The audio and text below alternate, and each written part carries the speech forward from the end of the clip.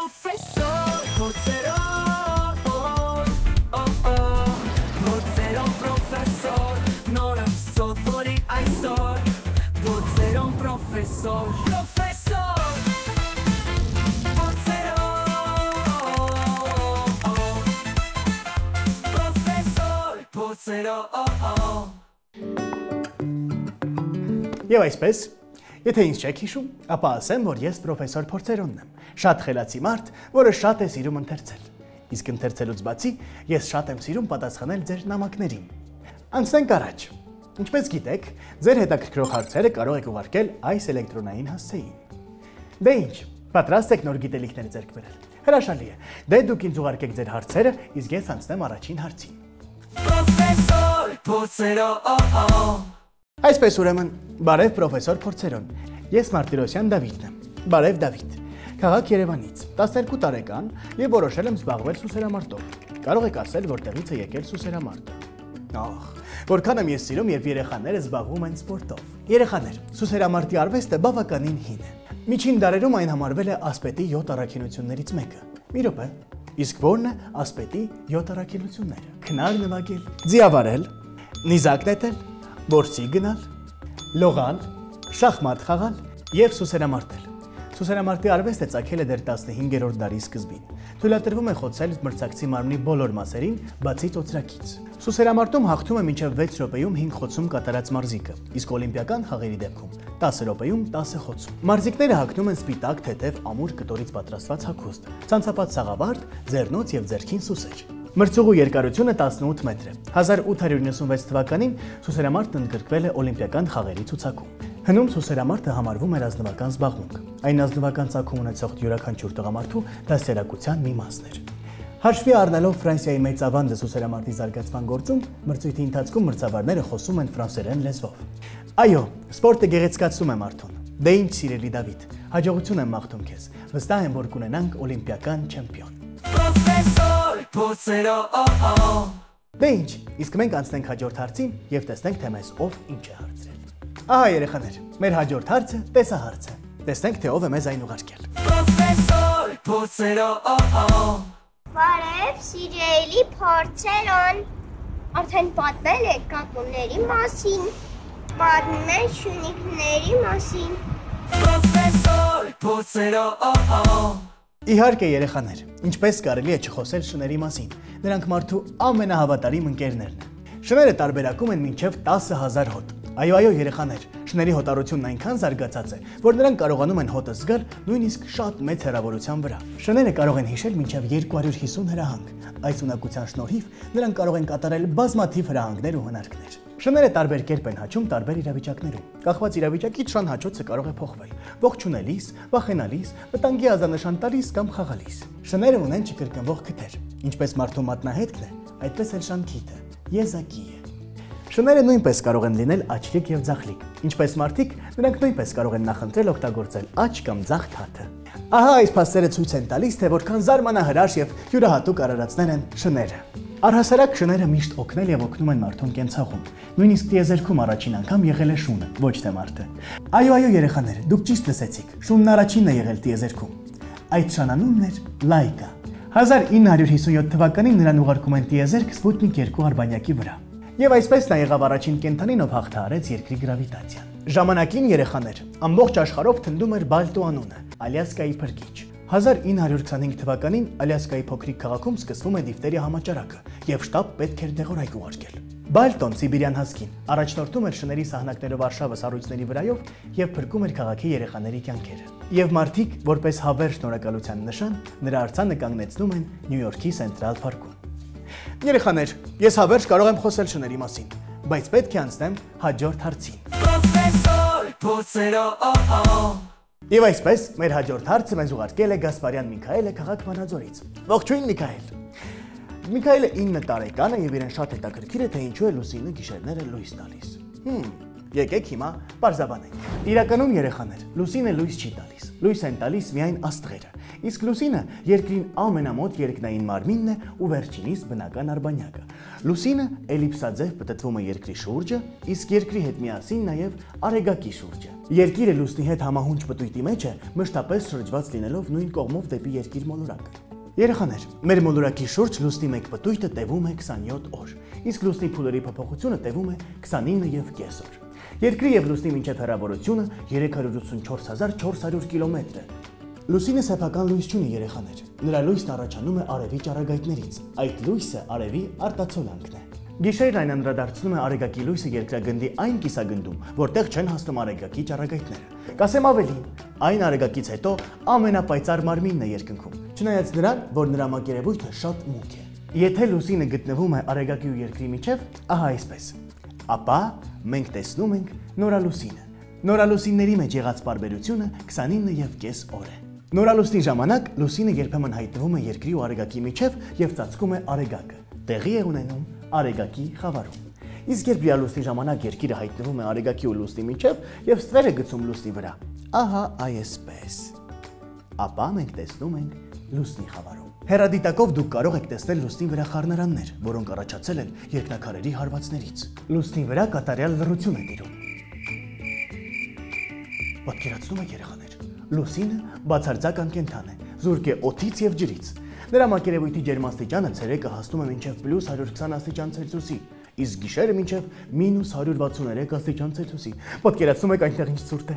Լուսնի վրա ծանրության ուժը 6 անգամ ավելի փոքր է, քան երկրի վրա։ Այդ պատճառով տիեզերագնացները չեն զգում իրենց պաշտպանիչ հագուստի ծանրությունը, որն իրականում շատ տասնյակ կիլոգրամներ է կշռում։ Քանի որ լուսնի վրա չկան քամիներ, երեխաներ, տիեզերագնացների ոտնահետքերը չեն ջնջվում։ Բացի դա, լուսնի վրա անընդհատ աշխատում են տիեզերական ինքնաշխատ սարքեր։ Լուսնագնացներ։ Լուսին, լուսին, լուսերես, ինչքան սիրուն կլորես։ Լույս ես տալիս գիշերով, քո վարդագույն քշերով։ Պրոֆեսոր Պորցերոն։ Անցնենք հաջորդ հարցին։ Professor Porcero. Եվ այսպես անցնենք հաջորդ հարցին։ Տեսնենք, թե ինչ է հարցրել մեզ Մելքոնյան Միքայելը։ Հրաշալի է։ Նա հարցնում է. Սիրելի Փորձերոն, կասես ինձ խնդրում եմ, արդյոք գոյություն է ունեցել Ատլանտիդան։ Ինչպիսի գաղտնիքներով լեցուն հարց, Միքայել։ Ասեմ, սիրելի երեխաներ, այս հարցի պատասխանը փորձել են տալ բազմաթիվ իմ գոլեգաները։ Շատերը փորձել են ապացուցել նրա գոյության մասին։ Շատերը հերքել են այդ փաստը, վերագրելով դա սովորական լեգենդի։ Անգամ կինոարտադրությունն ունի բազմաթիվ անդրադարձներ Ատլանտիդային վերաբերող։ Բայց հիմա պրոֆեսոր Փորձերոնը ձեզ կասի, թե ինչ տեղեկություններ կան Ատլանտիդայի մասին։ Հին հույն գիտնական եւ իմ մտերիմ ընկեր Պլատոնը մեզ թողել է բանաստեղծական մի ավանդություն վիթխարի մի կղզու մասին, որն իբրև շատ հազարամյակներ առաջ գտնվել է Ատլանտյան օվկիանոսում, Ջիբլալթարի նեղուցից արևմուտք։ Այդ հարուստ եւ գեղեցիկ կղզում, ինչպես պատմում է ավանդությունը, ստեղծվել էր ծովերի աստված Պոսեյդոնի հետնորդների ռազմատենչ թագավորների մեծ ու ահեղ տերությունը։ Ամենաավագ թագավորը, երեխաներ, տիրում էր ամբողջ կղզում։ Նրա անունն էր Ատլանտ։ Եվ հենց այդտեղից էլ առաջացել է կղզու Ատլանտիդա եւ օվկիանոսի Ատլանտյան անվանումները։ Այդպիսով Պլատոնը Ատլանտիդան տեղադրում է Ջիբլալթարի նեղուցի եւ Իսպանիայի Մարոկոյի մոտ։ Ուսումնասիրողների մեծ մասը կարծում է, որ ըստ Պլատոնի այդ երկիրը գտնվել է միայն Ատլանտյան օվկիանոսում եւ ուրիշ ոչ մի տեղ։ Նրանք նշում էին, երեխաներ, որ միայն Ատլանտյան օվկիանոսում կարող էր տեղավորվել Պլատոնի նկարագրած չափսերով երկիրը։ Այլ ուսումնասիրողներ պնդել են, որ այն գտնվել է ներկայիս բրիտանական կղզիների, Իռլանդիայի եւ հյուսիսարևմտյան Ֆրանսիայի տարածքում։ Իսկ կղզու խորտակման պատճառը, երեխաներ, սառույցների հալումն ու ջրի մակարդակի բարձրացումն էր։ Գուցե դա Պլատոնի բանաստեղծական հնարքն էր, կամ ով գիտի։ Ամեն դեպքում, երեխաներ, ավանդույթների հիմքում հաճախ ընկած են ճշմարտացի իրադարձություններ։ Գուցե իրոք եղել է Ատլանտիդան, բայց առայժմ այն բացահայտված չէ։ Իսկ եթե դու արդեն բացահայտել ես Ատլանտիդայի մասին նոր տեղեկություններ կամ ունես նոր հետաքրքրող հարցեր, ուղարկիր ինձ այս էլեկտրոնային հասցեին քո բոլոր տեղեկությունները։ Professor Porcero.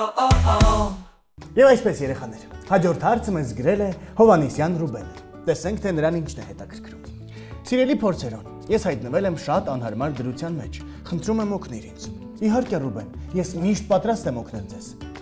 Եվ այսպես, սիրելի Փորձերոն, վերջերս ես պարզեցի, որ իմ ամենամոտ ընկերն ինձ ստել է։ Ես շատ բարկացած եմ եւ նեղացած։ Խնդրում եմ կասես ինչպես վարվեմ։ Իմ սիրելի ընկերներ, իհարկե սուտը շատ տհաճ եւ անընդունելի է, առավել եւս եթե դա կապված է ընկերոջ հետ։ Հարցերոն, դու ինձ երբեք չես ստել, չէ՞։ Լավ, անցնենք առաջ։ Ես եւ իմ գործընկեր Աքսանան ունենք պատրաստած պատասխան։ Գնանք եւ տեսնենք պատասխանը։ Պրոֆեսոր Փոսերո Ողջույն երեխաներ, ընկերությունը շատ կարևոր բան է, որը պետք է փորձել ամուր պահել։ Ես ուրախ եմ, որ դուք այսպիսի հարցեր եք մեզ ուղարկում, որովհետև նման իրավիճակներ բոլորիս կյանքում կարող են լինել, եւ ցանկալի լուծումը գտնելու դեպքում մենք կարող ենք փրկել մեր ընկերությունը։ Մենք իրականացրել ենք փոքրիկ հարցում, ինչ անեմ, եթե իմացել եմ, որ ընկերս խաբել է ինձ թեմայով։ Երեխաների մի մասը նշել է, որ կդադարեմ նրա հետ ընկերություն անել, իսկ մի մասը նշել է, որ կփորձեմ խոսել նրա հետ եւ հասկանալ իրավիճակը։ Եկեք միասին վերլուծենք եւ հասկանանք, թե ինչ է պետք անել նման իրավիճակներում։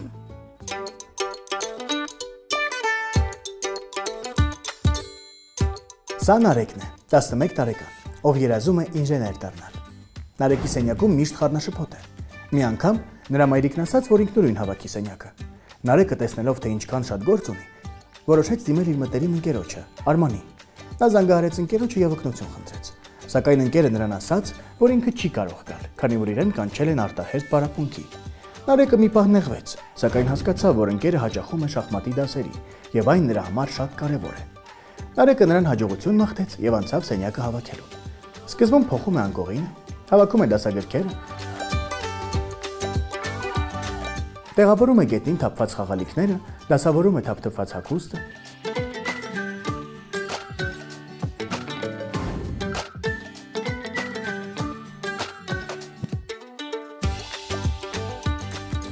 Նարեկը սենյակը կարգի բերելուց հետո զգաց, որ փոքրինչ հոգնել է, որոշեց մի փոքր հանգստանալ։ Նա վերցրեց հեռախոսը եւ մտավ սոցիալական հարթակ։ Եվ ինչ նկատեց։ Իր դասընկեր Արտակը նկար էր տեղադրել Արմանի հետ եւ կից գրել։ Այսօր հրաշալի ժամանակ անցկացրեցինք։ Նարեկը անմիջապես զանգահարում է Արտակին եւ հարցնում, թե նկարը երբ է արվել։ Արտակը պատասխանում է, որ 2 ժամ առաջ։ Ինքն ու Արմանը դուրս են եկել հեծանիվ քշելու։ Նարեկը վիրավորվում է Արմանի այդ քայլից։ Ինչպես կարող էր Արմանն իրեն խաբել։ Նարեկը մտածում է, ինչպես վարվել, երբ մտերիմ ընկերդ քեզ ստել է։ Իհարկե կյանքում կարող են լինել իրավիճակներ, երբ ձեր ընկերները ձեզ իրականությունը չներկայացնեն այնպես, ինչպես եղել է։ Եվ այդ ժամանակ դուք կարող եք զգալ վիրավորված, բարկացած, նեղված, միայնակ։ Եկեք հիմա տեսնենք, թե ինչ կլինի, եթե Նարեկը որոշի վարվել այնպես, ինչպես նշել են երեխաների մի մասը, կդադարեմ նրա հետ ընկերություն անել։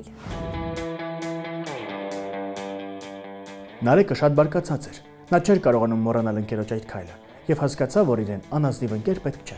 Նա զանգահարեց նրան եւ շատ բարկացած ասաց, որ գիտի իր ստի մասին, որ շատ վիրավորված է նրա այդ քայլից եւ այլևս չի ցանկանում նրա այդ ընկերություն անել։ Ջնջեց սոցհարթակներից իրենց բոլոր միասին նկարները եւ որոշեց բոլորին պատմել, որ իրենք այլևս ընկերներ չեն։ Իր այդ քայլից հետո նա մի պահ իրեն հանգստացած զգաց, բայց որոշ ժամանակ անց Նարեկը տխրել էր։ Մտածում էր, ախր Արմանն իր ամենամոտ ընկերն էր։ Հիմա նրանք այլևս ընկերներ չեն։ Նա չէր հասկանում ինչն է սխալ արել, բայց ինչ-որ բան անհանգստացնում էր նրան։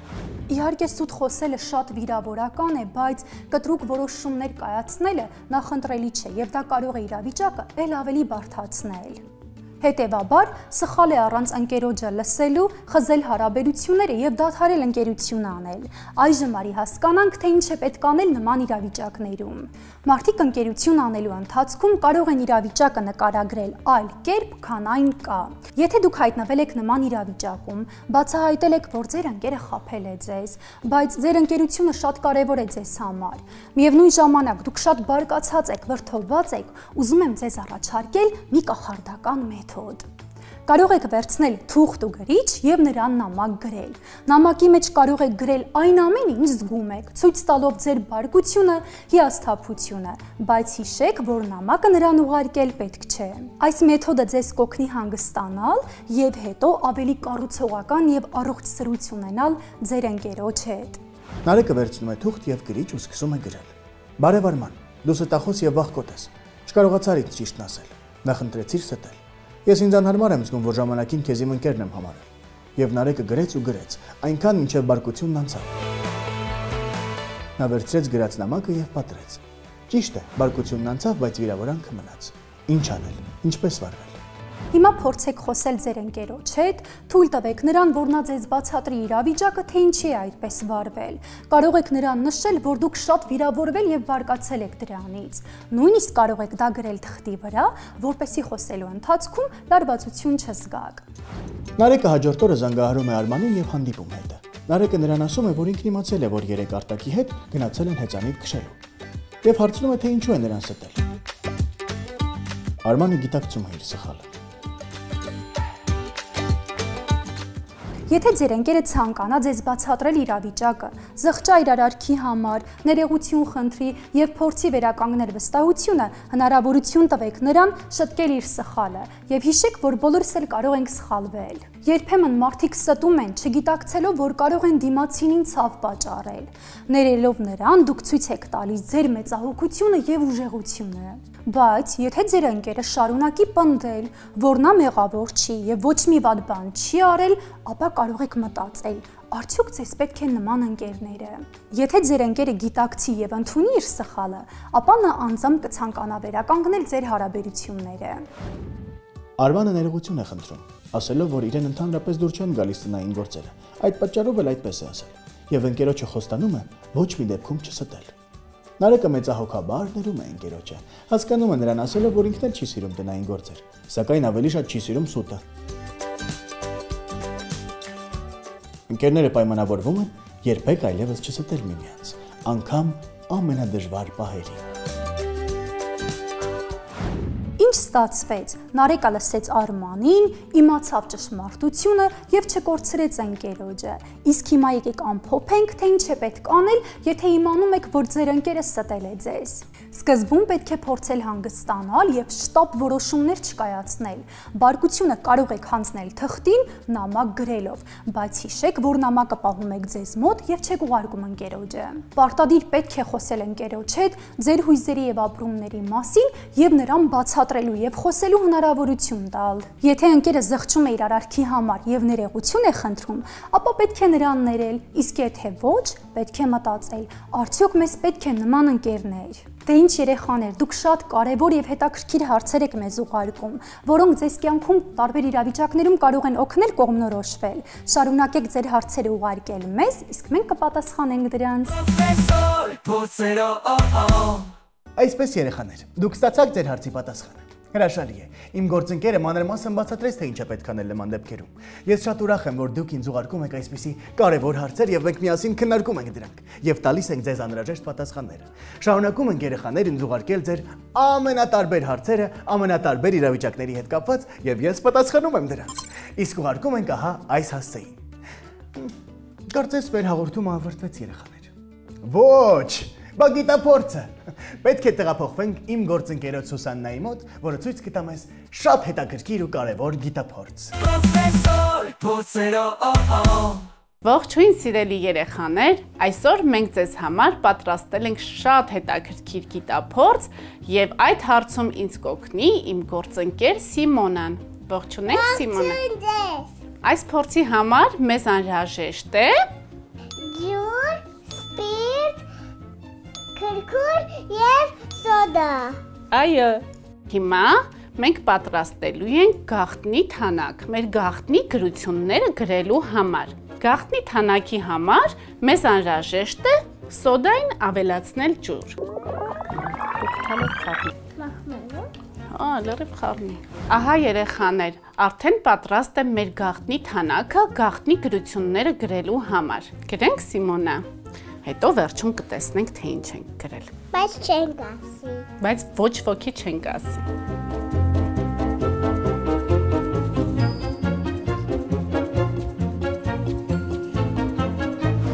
Չտեղավորվեց։ Նտարը վերջ։ Հիմա մինչև մեր գրությունը չորանա, մեր գաղտնի թանակով գրված, խառնենք քրքումին սպիրտը, որպեսզի տեսնենք, թե ինչ է գրված։ Իսկ ինչու են քրքուր օգտագործում։ Քրքում։ Ոչինչ, թող տենց հասի, ավելի հավես չի։ Իսկ ինչու են սոդա օգտագործում եւ քրքուր։ Որովհետև Սիմոնա, քրքումը բնական pH ցուցիչ է եւ այն մոտենալով ալկալիներին եւ թթուներին գույնը փոխում է։ Իսկ սոդան ալկալի է եւ երբ որ քրքումը մոտեցնենք սոդային, այն գույնը կփոխի, կդառնա կարմիր գույն։ Եկեք փորձենք։ Փորձենք, Իսկ ինչու սպիրտ ոչ ջուր։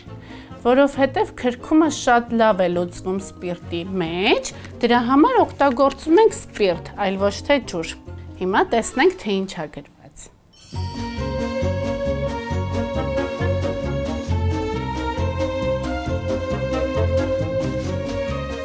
Հիմա այսպես ենք անում, որ բոլորը ներկենք։ Իմ ծառագիրը շատ վատն է։ Եթե ինչ-որ մեկը կարա սիրուն գրի, ինչ է գրված։ Փորձելուց, փորձելը, փորձերն։ Ապրես։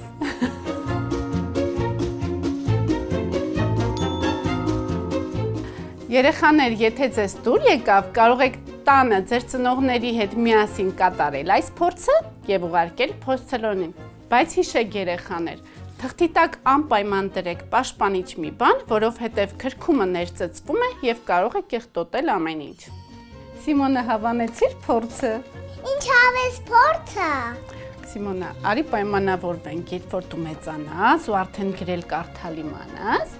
երբ որ ուզենաս գաղտնի գրություններ գրել, կհիշես սրա մասին, լավ։ Մայրիկիս համար գաղտնի բաներ կնկարեմ։ Իսկ դուք ձեր գաղտնի հարցերը կարող եք ուղարկել փորձերոնին։ Հաջողություն։ Հաջողություն։ Professor Potsero. Վերադարձակ երեխաներ։ Հրաշալի է։ Եկեք շնորհակալություն հայտնենք նման գեղեցիկ գիտափորձի համար։ Ասեմ, որ ես տանում եմ ձեր ուղարկած գիտափորձերը եւ շուտով դրանք կցուցադրեմ բոլորին։ Երեխաներ, ես շատ ուրախ եմ, որ ստանում եմ ձեր նամակները։ Շարունակեք ինձ գրել ձեր հարցերը։ Հիշեք, հարցեր տալը շատ կարևոր է։ Հարցրեք ինձ ամեն ինչի մասին, այն ամենի մասին, ինչ հետաքրքիր է, ու ես կօգնեմ ձեզ գտնել պատասխանները։ Ես գնացի։ Առայժմ, մինչ մյուս շաբաթ։ Հիշեք երեխաներ, ինչպես ասել է Սոկրատեսը, իմաստությունը սկսվում է հարցեր տալուց։ Առայժմ Professor Potsero. Potsero professor. Nora sottori aisor. Potsero professor. Professor. Potsero. Professor Potsero.